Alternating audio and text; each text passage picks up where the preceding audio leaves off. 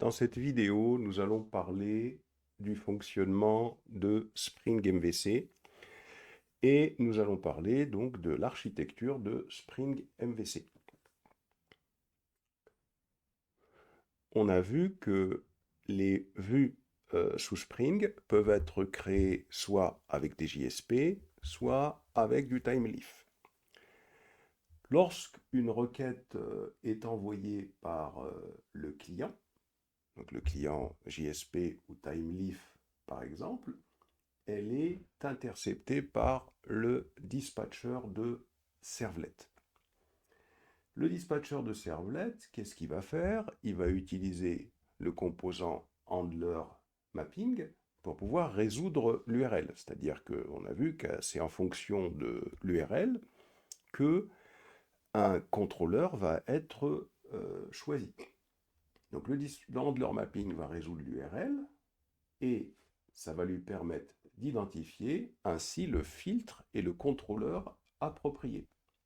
Le contrôleur, qu'est-ce qu'il va faire? Il va prendre en charge le traitement de la requête et il va interagir avec la logique métier, c'est-à-dire quel traitement il faut effectuer. Ensuite, donc, cette logique métier, bien sûr, va réaliser des opérations sur la base de données. Une fois que la logique métier est terminée, le contrôleur, qu'est-ce qu'il va faire? Il va tout simplement décider du nom logique de la vue à afficher. Quelle vue, donc, il va falloir renvoyer avec les données qui auraient été récupérées grâce à la logique métier. À partir de là, on va avoir le dispatcher de servlet, qui est ici, qui va utiliser le view resolver pour pouvoir mapper le nom logique de la vue au modèle JSP ou TimeLeaf spécifié, puisque dans le contrôleur, on aura défini quelle est donc la vue à récupérer et à afficher. Ensuite, à partir de là, le dispatcher de servlet, lui, va récupérer le modèle JSP ou TimeLeaf et va l'afficher dans le navigateur du client en tant que réponse à la requête initiale.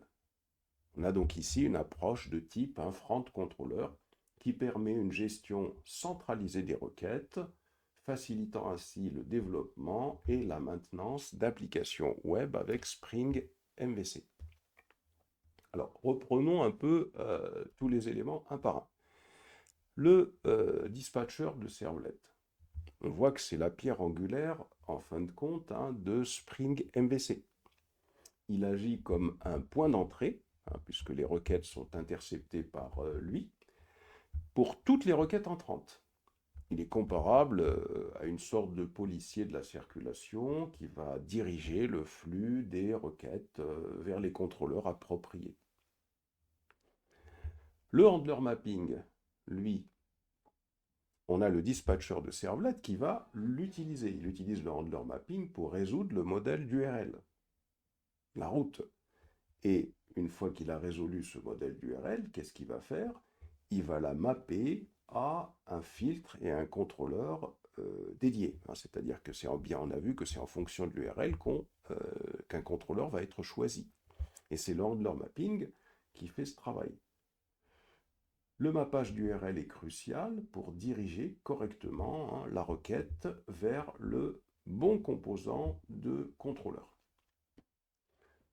On a en fin de compte le dispatcher servlet qui est ici, qui suit le modèle de conception du front controller. C'est comme un policier de la circulation, c'est ce qu'on a dit, il intercepte toutes les requêtes entrantes et il délègue le contrôle au contrôleur approprié après avoir résolu l'URL, tout ça par le biais du handler mapping. Le contrôleur, lui, il est responsable du traitement de la requête après que le dispatcher servlet ait résolu l'URL. Donc le contrôleur, il peut interagir avec la logique métier, la base de données ou d'autres services tiers, puisque on a cette notion de service avec lequel le contrôleur peut interagir. Le view resolver qui est ici, il va procéder comme suit. Une fois que la logique métier est exécutée, on a le contrôleur qui est à ce niveau-là, qui va décider du nom logique de la vue à afficher. Le dispatcher de servlet, il va utiliser les view resolvers qui sont ici pour pouvoir mapper le nom logique à un modèle JSP ou timeleaf spécifique. On a la vue JSP ou timeleaf qui va être alors récupérée par le dispatcher de servlet grâce au view resolver. Et le dispatcher de servlet, il va tout simplement afficher ensuite la JSP dans le navigateur du client en tant que réponse à la requête initiale. Voilà quels sont tous les composants qui contribuent à l'architecture de Spring MVC.